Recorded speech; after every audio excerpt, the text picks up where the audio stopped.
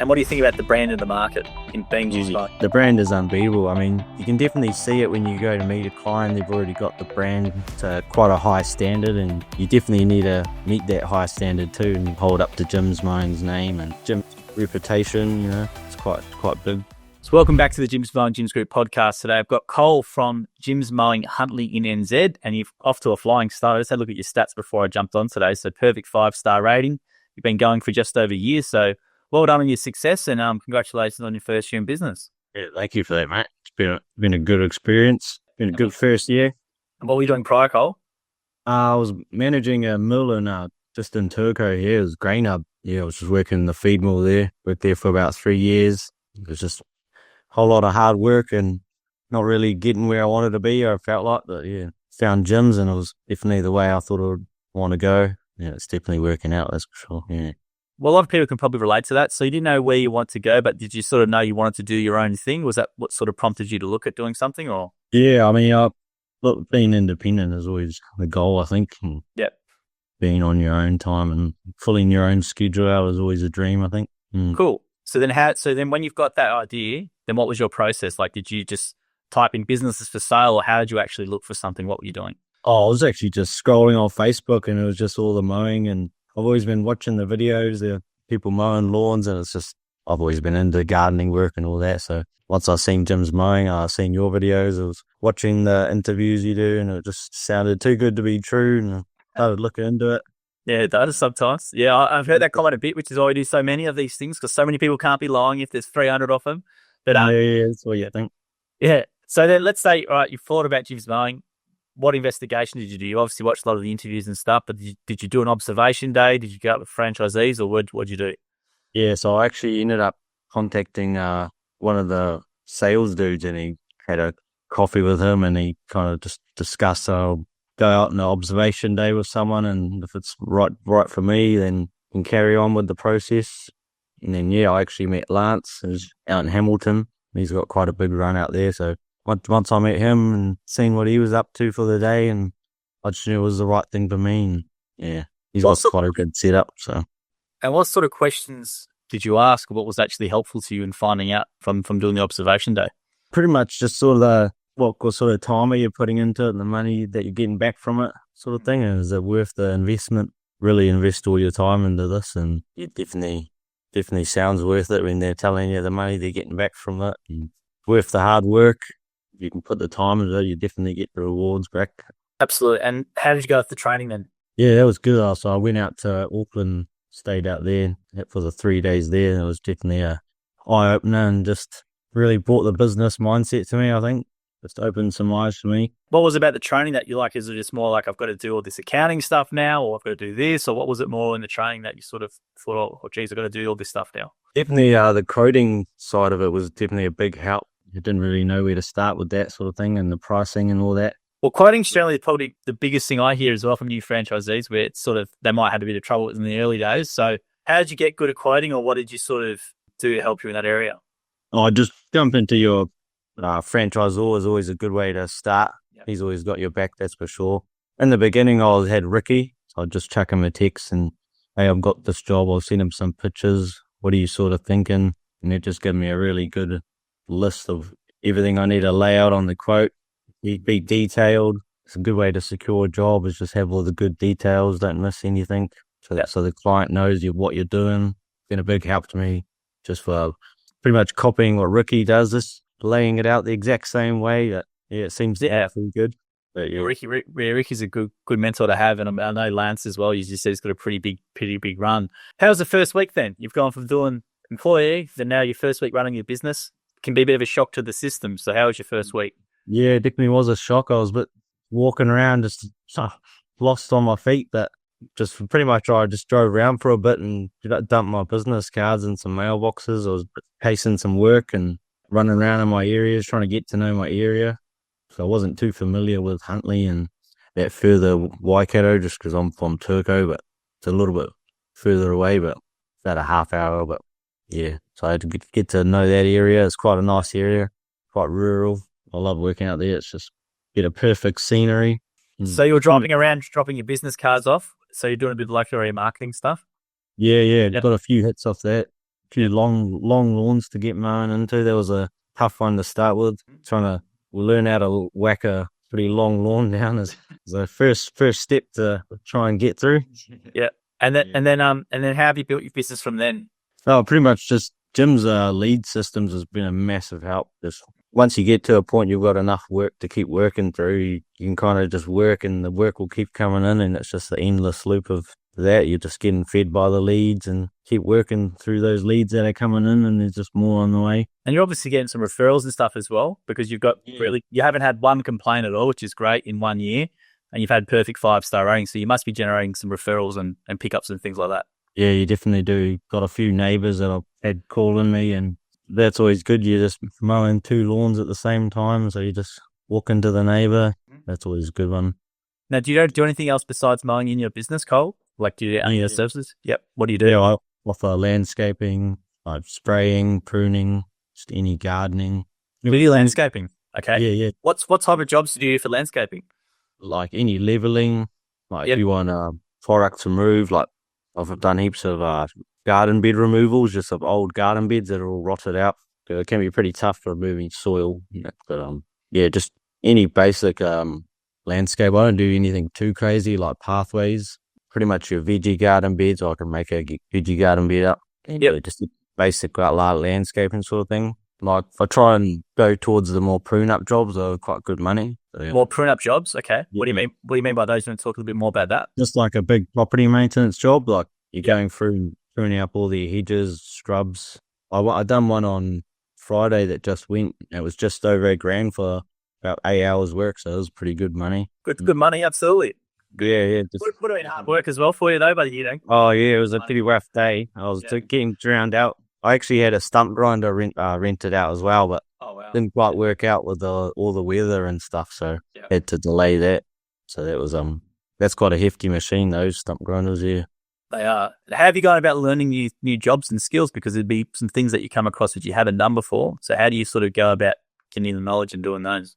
Yeah, I mean, YouTube's always a good bet. You can definitely learn a lot. I've grown up with my mum and she's got the green thumb, so I've always been in the garden doing all sorts of stuff like that. So I've grown up around it, so it's quite natural just to get in and go and do it. Most of the jobs that have come my way anyway, I haven't had much trouble getting through them. That's good to hear. And what about the actual work itself? Do you enjoy doing the work? Because you mentioned you like gardening, which is great, so it helps. Yeah, definitely. You can't beat it. You can't really go one day when you're counting the minutes. You're mostly losing them. You just got the whole day flying by. So. Oh, really? Yeah. How's that changed from when you were doing your other job? Compared to my other job, I'm not sitting somewhere counting every minute, and days aren't as painful as they used to be. They're definitely way less stressful. I'm not worrying about someone else's business and more focusing on my own and building my own. It's definitely way better. So, and how many clients do you currently have? How many clients? At the moment, I've got 109 clients. So really? Yeah. That's a pretty big business already in 1 year. Yeah, it's been pretty hectic already. Got some busy weeks ahead of me.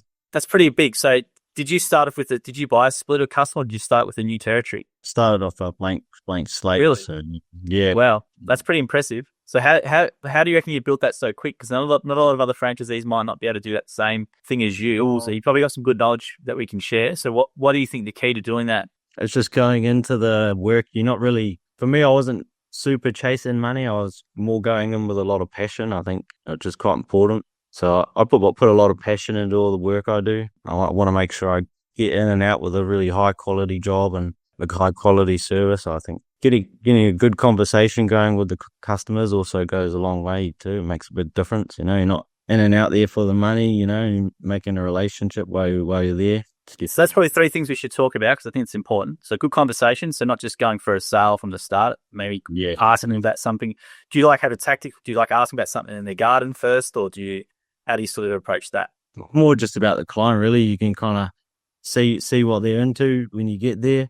If they've got a nice car, I might just mention that, Or if they've got a whole busy garden, I'll just, how long's this been in progress? How did it start out? Like, was it a lawn, Yep. Was it always a hectic garden?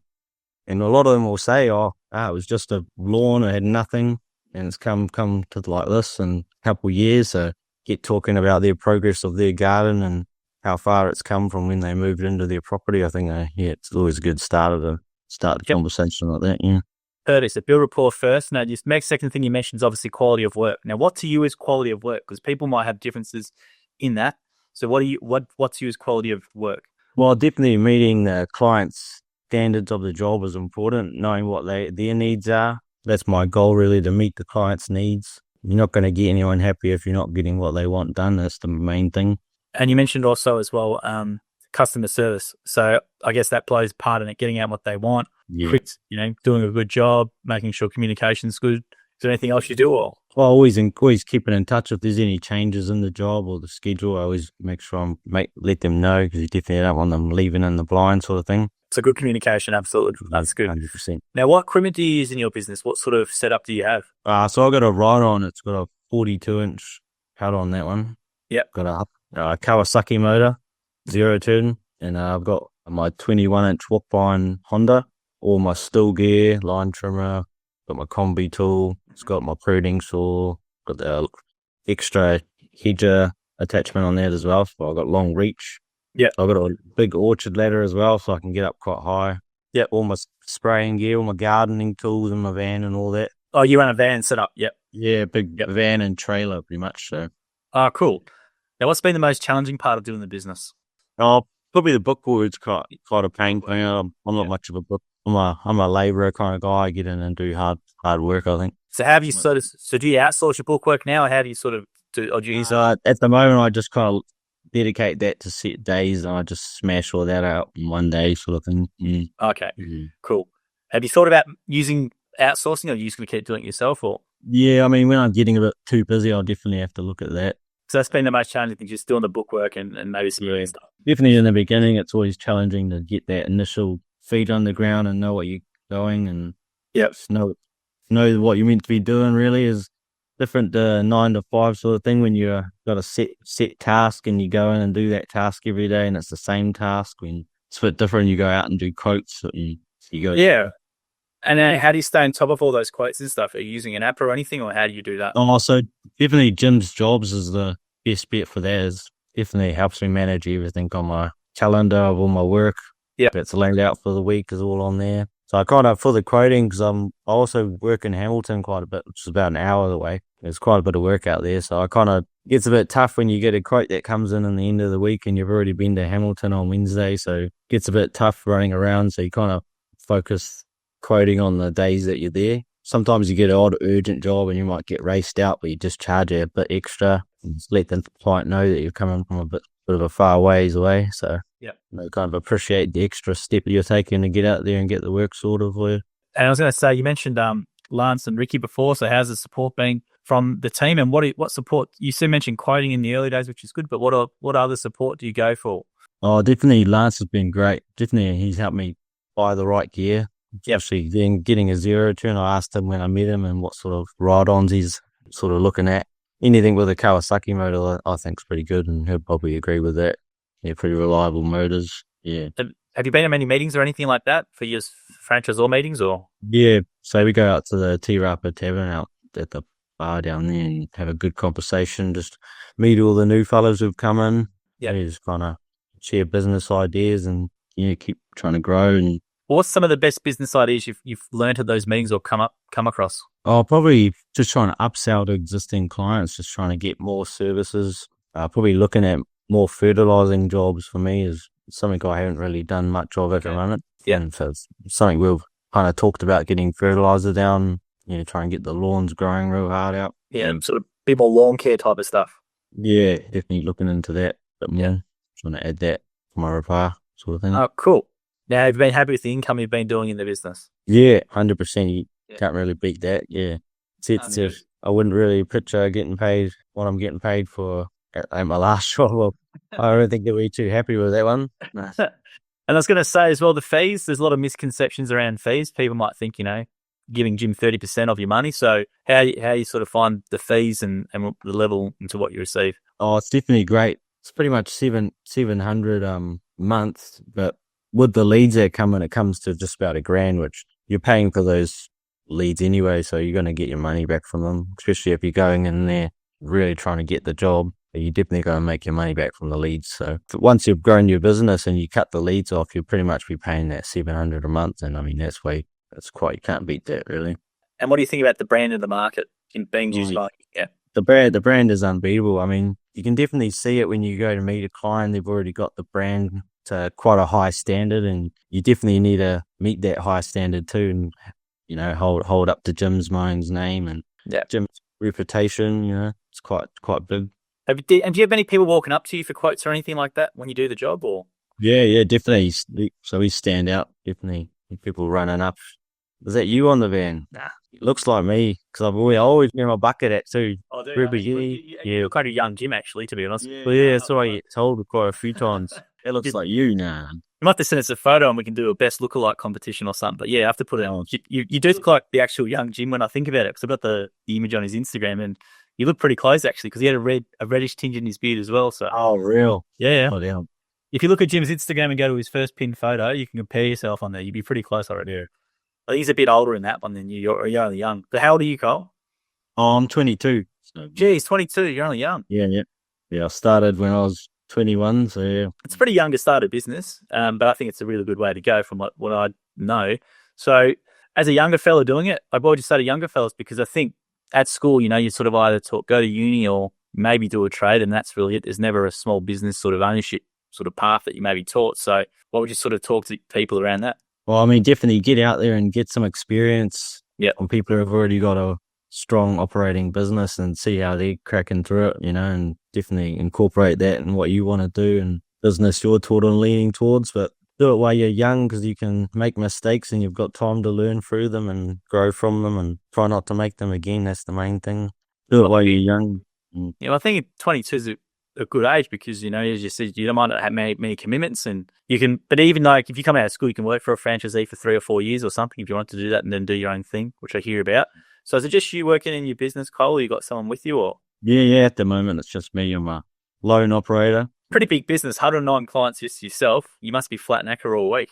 Yeah. So it gets pretty hectic, but big days and big money, so it's all worth it in the end. What does your sort of day look like? Are you starting at 6 or 7, or when do you finish? I sort of head out of here around 6:30. Pretty much get to my first lawn around 7:30, depending on where I am for the day. And then pretty much finish up probably around 3:30 to close to 4 sometimes. And then that's me for the day. And how many jobs are you smashing out in the week normally? Pretty much every day I'm doing about 12 to 14. Really? It's a pretty big day. Yeah. Yeah. Originally I had full weeks of mowing, so that's how I planned to build up my business. I stacked up 1 week with all the mowing, and I kind of separated them into towns. So I'd go for Huntley, Hamilton, then I'd kind of go to Pukekohe, then eventually it just spread out across to the next week. I found that was quite a good way to build up, because I'd just, any big jobs or prune ups or odd jobs I'd have, I'd just chuck it on the other week, so I wasn't doing bugger all apart from searching for work really, and through the admin stuff. How do you manage your energy? Because you need a lot of energy to do this sort of thing. So do you have a big lunch, or how do you sort of manage yourself throughout the day? Yeah, you just keep eating, keep drinking water. I think I'm quite lucky. I'm young, it's pretty easy to get through the day. I don't have a hard time. Well, the older fellas are probably a bit jealous of you when you stay there. And what's your plan for your business, Cole? Because you've got a pretty big base as a sole trader. Are you wanting to put on people? Are you happy just doing with the level you're doing, or what do you want to do? Yeah, I think the main goal for me is just to pull out every day I got, and then from there it's kind of looking at what's in front of me and then getting extra help where needed, to be honest. Yeah, because you've got a pretty big business. It's just a matter if you want to scale or not, and how you want to do that. So I think do many other franchisees in your region have some employees, or they're sole traders as well?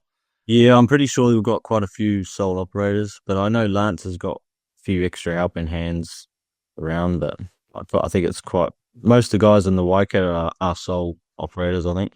Yeah, which I think is great. It's a sole trader. Employees bring, it's not for everyone having employees, but you can make good money as a sole trader, which I think is the key. Definitely the important thing is finding the right help.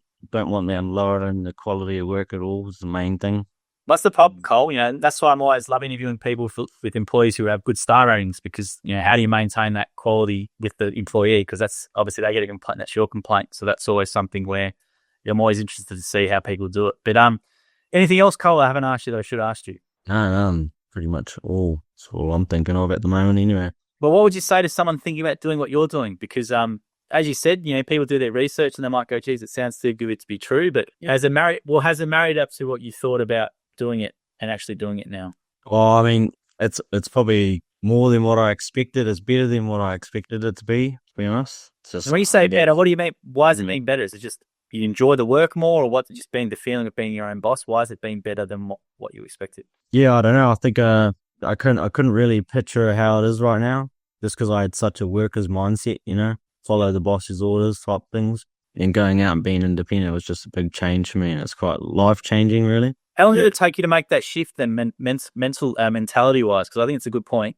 A lot of people have that employee mindset for 20 years or 15 years, So how do you shift it? Oh, it was quite hard in the beginning, definitely. I was a little bit lost, but I mean, when the work started flooding in, it was kind of easy to get stuck into it and just forget the old ways sort of thing and lock on to what I'm doing. And I think every action you're doing now is for you. It's not for someone else. I think that's always the key, right? So that driving around and that doing that letterbox drops and stuff, that's not for them. Yeah. It's for you. So that stuff is the key. 100%.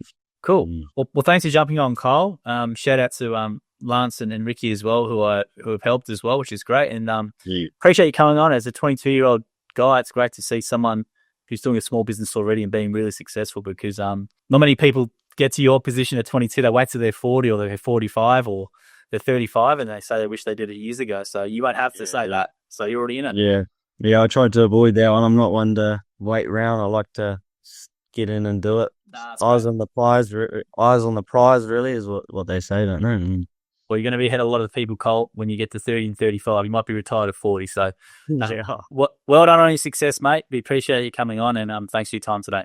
Yeah, thanks a lot, Joel. So, see you, mate. Thanks, Colt. See you, mate. Thank you for listening to the episode of the More Than Just Mowing podcast by Jim's Mowing. If you do need help with your local gardening expert, please give us a call on 131 546 for Australia, 0800 454 654 for New Zealand, or head to jimsmowing.com.au or jimsmowing.co.nz. If you liked what you heard, please make sure to leave us a review as well, wherever you consume your podcast. We appreciate your support. And until next episode, we hope you have a great week.